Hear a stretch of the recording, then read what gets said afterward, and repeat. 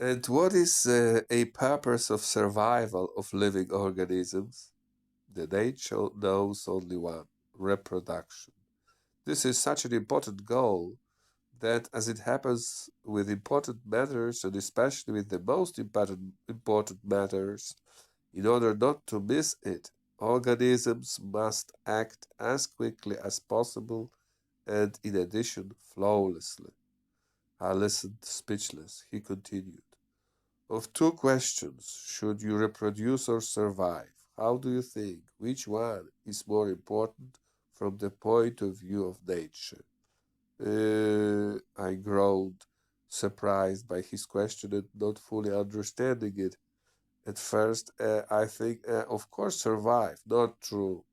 He rose again from his chair and looked at me with triumphant eyes.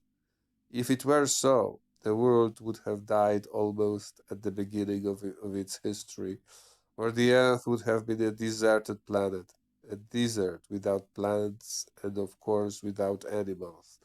Madam, if it was all about survival, no male out of thousands of animal species would take part in mating fights, which serve nothing else but pave the way to females.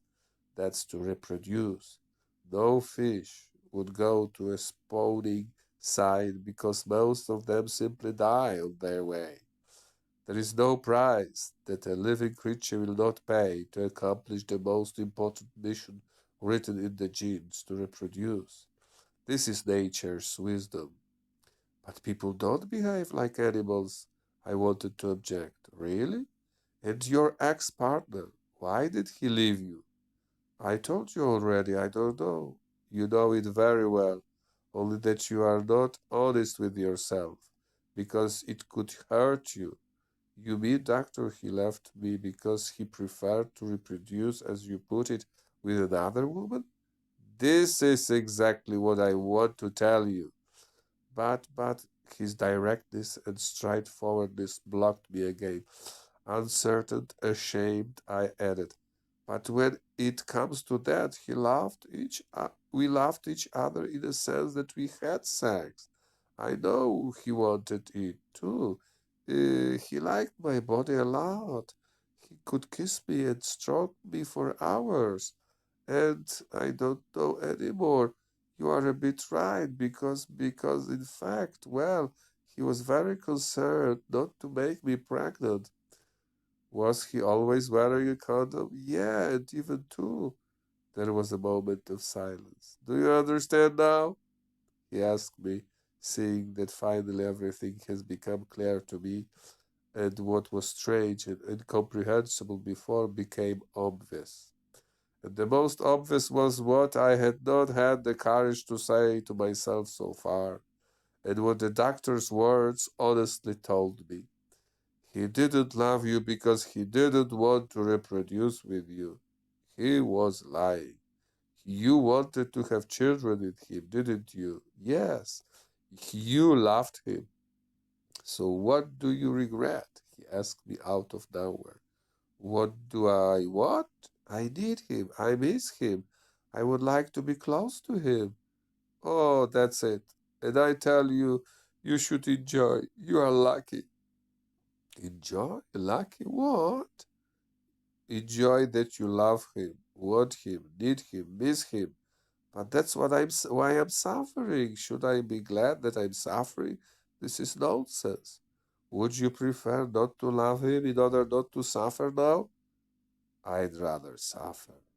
You see for yourself how the self-preservation instinct loses to the reproductive instinct. But, doctor, you simplify it all so much, so beastly. We are not animals. Exactly. And coming back to your ex-partner, if he is not an animal male, which is constantly looking for new females, then who is he? An angel? You told me that you had no grudge against him. It's sincere and important. So I tell you that it was maybe the only time your partner was honest with you, and that was when he left you. Honesty does not have to be about telling the truth. Honesty can also mean stop lying. From the very beginning of your relationship, your partner didn't feel a reflex, almost genetic attraction towards you. You were not recorded in his genes as the type of woman which your partner's ancestors liked. He was delighted with you, as you said, because that was the only thing he could find in himself. The more he admired you with words, the less he liked you in sense of his genetic predilection. What exactly do you mean, doctor, with these genes, with this genetic preference? Men's genes simply record what hips, breasts, hair, shape of fingers, expressions of face, and even a timbre of voice of a woman of his life are supposed to be like. Not to mention the smell, a color of eyes, or even a way she communicates her desire of sexual intercourse. And a woman? What about a woman? Well, does a woman also have such features of a desired man written in her genes? Of course she does. But there is definitely but. What? I looked at him with undisguised curiosity. Well, a woman is, how to say, less animal than a man. Excuse me? I widened my eyes in disbelief. That's the way it is. Evolutionarily speaking, I mean the psyche evolution. Woman is just a refined version of a species that is the human being. Wow, you amaze me, doctor. You are the first man who has the courage to say that. I'm just curious if you would also have such a courage in the presence of other men, especially those macho chauvinists.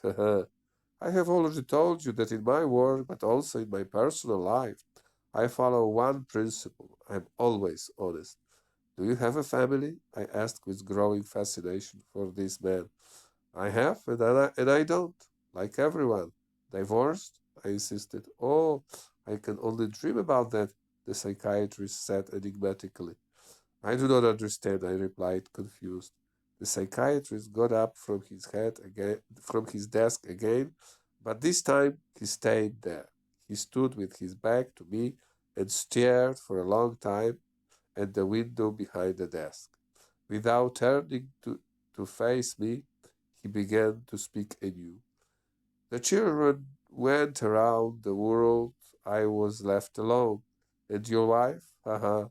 Don't even ask, he broke off, smiling mysteriously. Why? I have had several wives. He stopped suddenly, as if he didn't know if he should say anything. But then his smile lit up his face again. And not only what? Not only wives, he replied, finally looking at me.